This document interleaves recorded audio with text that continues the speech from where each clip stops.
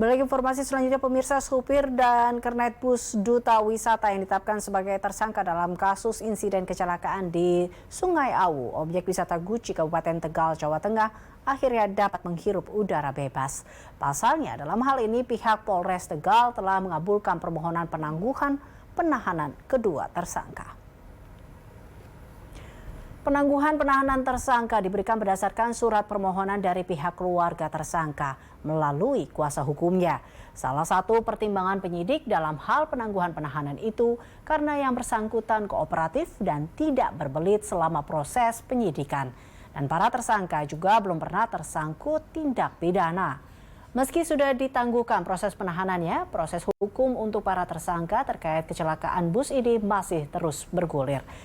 Dalam kata lain, penangguhan ini bukan berarti membebaskan para tersangka sepenuhnya. Pihak keluarga menyambut baik keputusan ini dan menjamin bahwa para tersangka tidak akan melarikan diri selama proses hukum berjalan dan tidak akan menghilangkan barang bukti.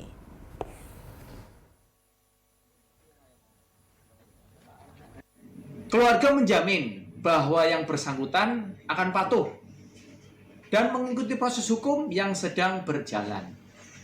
Ketiga, yang bersangkutan merupakan tulang punggung keluarga. Kemudian, yang bersangkutan tidak pernah melakukan tindak pidana sebelumnya.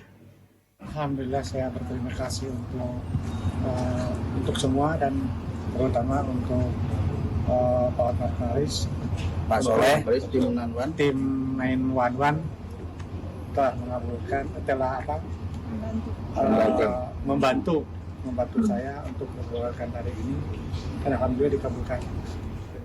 Ya, sebelumnya pemirsa, pasca ditetapkan ya sopir dan kernet bus sebagai tersangka kecelakaan yang menimbulkan korban jiwa di objek wisata Guci Tegal, anak dari supir tersebut meminta bantuan hukum untuk ayahnya kepada pengacara kondang Hotman Paris Hutapea.